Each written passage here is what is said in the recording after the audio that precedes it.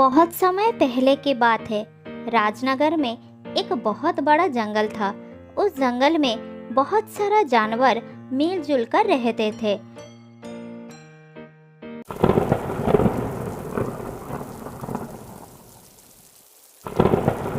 एक दिन बरसात के रात में जंगल में बहुत तेज बारिश हो रही थी। एक बकरा दंपति अपने घर के अंदर बात कर रहे थे। बकरे का नाम था राजू और बकरी का नाम था मिली। देखो मिली, जंगल में 3 दिन से बारिश हो रही है। बारिश तो रुकने का नाम ही नहीं ले रही है। अब तो इस बारिश को बंद हो जाना चाहिए।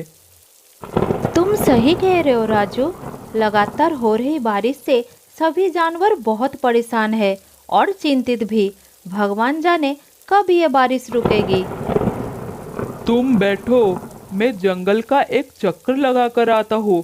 बाहर बिल्कुल जाना मत।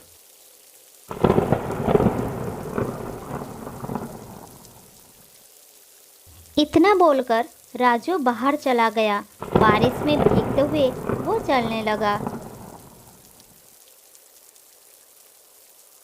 थोड़ी दूर जाने के बाद वो एक पेड़ के नीचे रुक गया। तभी उसका नज़र एक हिरनी के बच्चे पर पड़ा जो बारिश में भीगता हुआ कांप रहा था। अरे, ये हिरनी का बच्चा तो ठंड में कांप रहा है। लगता है ये अपने घर का रास्ता भूल गया है। मुझे इस बच्चे का मदद करना होगा। राजू ने इतना कहा ही था, तभी उसका नज़र थोड़ी दूर पर खड़े हुए एक पेड़ के नीचे एक भेड़िए पर पड़ा। उसे देखकर राजू सोचने लगा,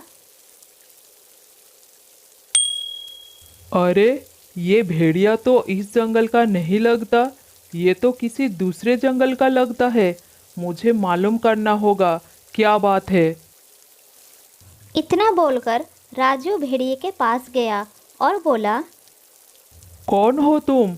मैं तो इस जंगल के सभी प्राणियों को जानता हूँ। तुम तो इस जंगल के नहीं लगते। कहाँ से आए हो तुम? तुम सही कह रहे हो। मैं इस जंगल का नहीं हूँ। मैं इस जंगल से गुजर रहा था कि तभी बारिश शुरू हो गई। बारिश से बचने के लिए मैं इस जंगल में रुक गया। जब बारिश बंद हो जाएगी तब मैं चला जाऊंगा।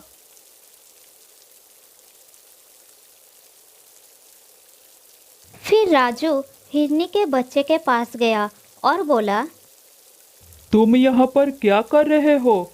तुम्हारी माँ कहाँ है और तुम्हारा नाम क्या है? मेरा नाम सोनू है।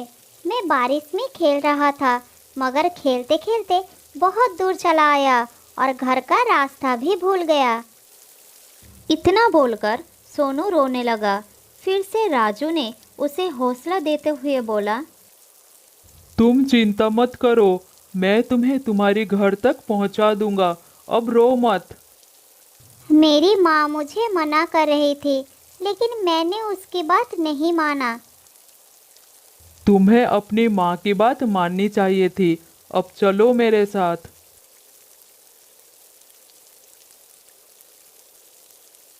राजू सोनू को लेकर कुछ ही दूर चला था कि तभी सोनू की माँ उसे ढूंढते हुए वहाँ पर आ गए और उसे गुस्सा होकर बोली, तुम कहाँ चले गए थे सोनू? तुम्हें पता है मैं कितनी परेशान हो गई थी। कब से तुम्हें जंगल में ढूंढ रही हूँ। मेरे तो प्राण ही सूख गए थे। आज से तुम्हारा सारा बात मानूंगा माँ।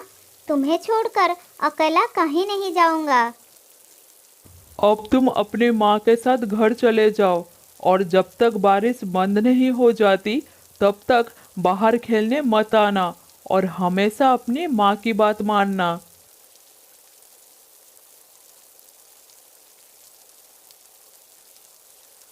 सोनू अपने माँ के साथ चला गया और राजू अपने घर में जाकर मिली को सारी घटना बताने लगा। राजू की बात सुनकर मिली गहरी सोच में डूब गई। अरे मिली, क्या हो गया तुम्हें? तुम इतनी परेशान क्यों हो गई? मैं सोच रही थी कि वो भेड़िया उस मासूम बच्चे को नुकसान पहुंचाने के बारे में तो नहीं सोच रहा था ना। इसके बारे में तुम्हारा क्या ख्याल है? अरे नहीं मिली, वो भेड़िया खुद डर के मारे पेड़ के नीचे बैठा था। मुझे लगता है वो उसे नहीं देखा। बारिश बंद होने के बाद वो चला जाएगा।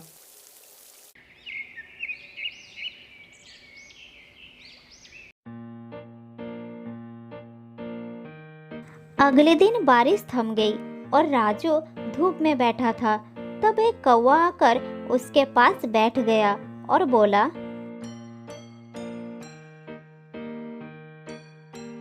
अरे राजू, तुम यहाँ बैठे हो? उधर बेचारी हिरनी की रो रो कर बुरा हाल है। ठीक है, लेकिन कौन सी हिरनी और क्यों रो रही है वो? मुझे क्या पता, बेचारी अपने बच्चे को ढूंढती फिर रही है। उसका कहना है कि उसका बच्चा कल रात से लापता है। चलो मेरे साथ। राजू उसके साथ तुरंत वहां पर चला गया। वहां पर जाकर उसने देखा कि वो हिरनी सोनू की माँ थी। फिर राजू उससे बोला, क्या बात है, तुम रो क्यों रही हो? फिर से तुम्हारा बेटा भाग गया है क्या? कल रात में सोनू को लेकर घर पर गई थी। सुबह जब मेरी आँख खुली तो वो गायब था। मैंने पूरा जंगल छान मारा मगर वो कहीं नहीं मिला। तुम घबराओ मत, मैं अभी उसे तलाश करता हूँ। उसे कुछ नहीं होगा।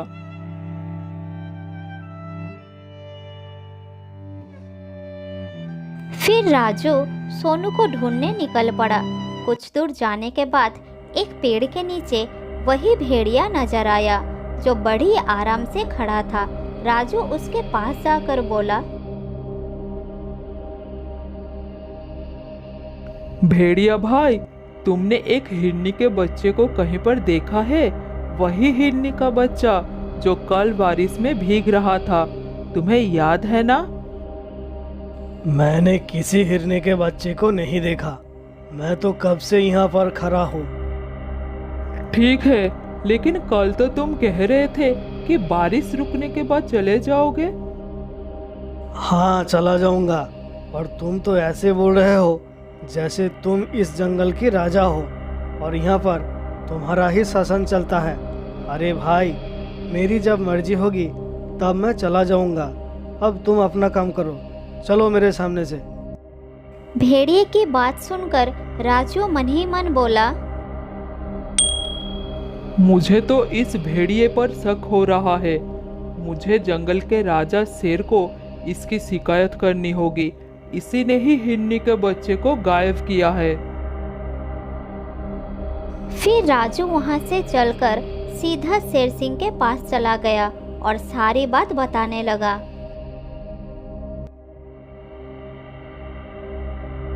महाराज, मैंने तो आपको सारी घटना बताया। मुझे उस पर शक हो रहा है। राजू की बात सुनकर शेरराज ने क्रोधित होकर बोला, इसका मतलब वो भेड़िया सही बोल रहा था। तुम हमेशा जंगल के प्राणियों के खिलाफ मेरे कान भरती रहती हो। यह आपको क्या हो गया महाराज? मैंने जो देखा वही आपको बताया। तभी राजू ने देखा कि भेड़िया सोनू को साथ लेकर गुफा के अंदर आया। राजू आश्चर्यचकित होकर इस दृश्य को देखने लगा। महाराज, जब मुझे पता चला कि ये हिरनी का बच्चा गायब हो गया तो मैं उसकी तलाश के लिए जंगल में चला गया। लेकिन मुझे पता था कि ये बकरा मेरे खिलाफ आपको ज़रूर बताएगा, इसलिए मैंने आपको पहले ही सब कुछ बता दिया था। महाराज, इस बकरे के कारण ही दूसरे जंगल का कोई भी प्राणी आपके जंगल में नहीं आते। बकरा, तुम तो कह रहे थे कि ये भेड़िया हिरनी के बच्चे को मार डाला, मगर भेड़िए ने तो इसे सही सलामत ढूंढ कर लाया। तुम्हें अब इसकी सजा मिलेगी।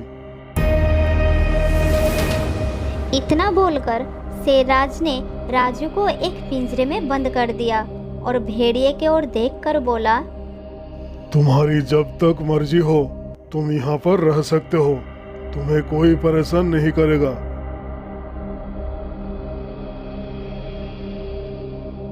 भेड़िया खुश होकर वहां से चला गया। इधर वही कौवा इस सारी घटना को देख रहा था। वो तुरंत मिली के पास पहुंच गया और सारी घटना बताने लगा।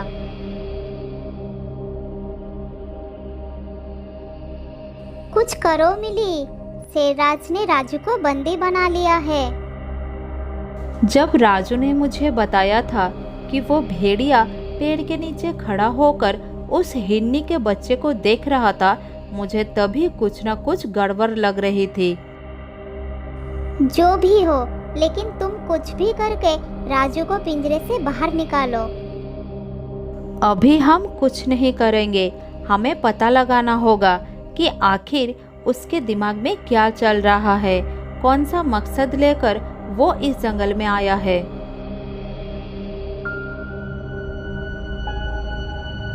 उस दिन से दोनों ने भेड़िए पर नजर रखने लगे।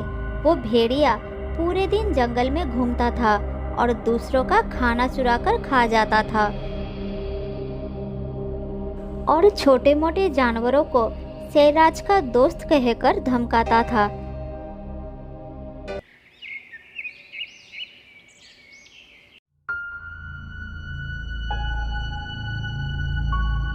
एक दिन भेड़िया घूमते घूमते सोनू के घर के पास पहुंच गया।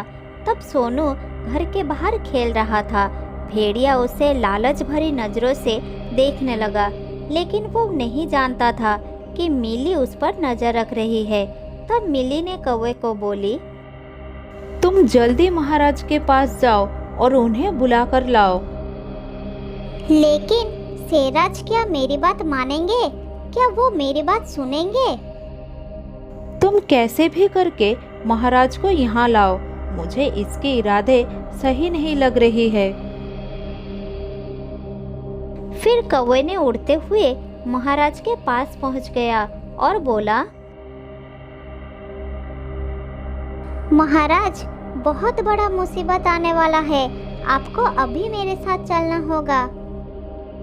हाँ, वो तो ठीक है, लेकिन तुम मुझे कहाँ ले जाना चाहती हो? आप मेरे साथ चलिए और अपने आंखों से देखिए मैं आपको क्या दिखाना चाहती हूँ।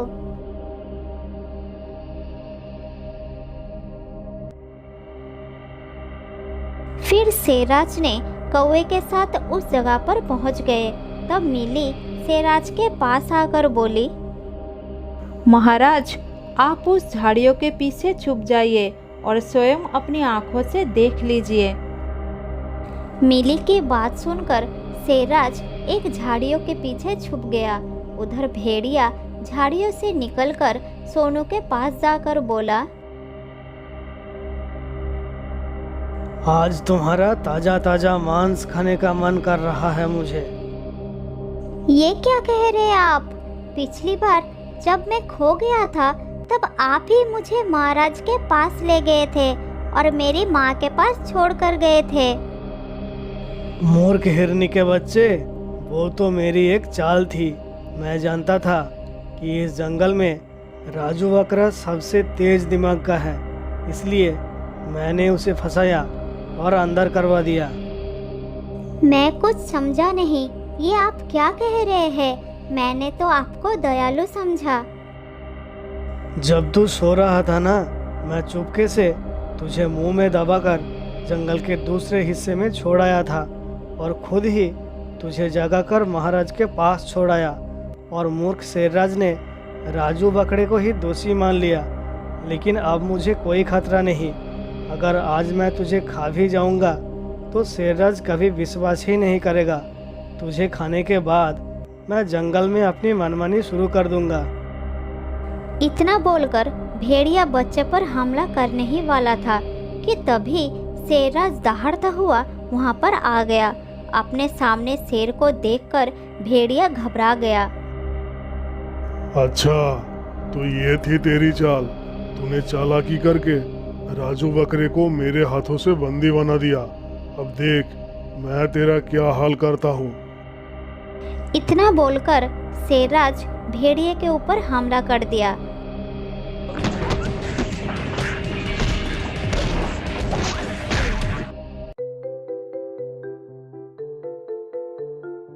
मार खाकर भेड़िया किसी तरह से अपना जान बचाकर वहां से भाग गया और हमेशा के लिए उस जंगल को छोड़कर चला गया।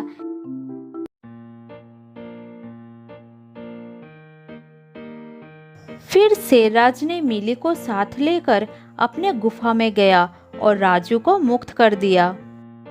राजू, मुझे माफ कर दो।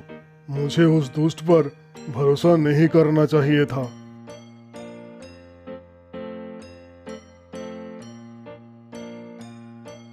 फिर मिली और राजू अपने घर में लौट आए और सुख शांति से जिंदगी गुजारने लगे।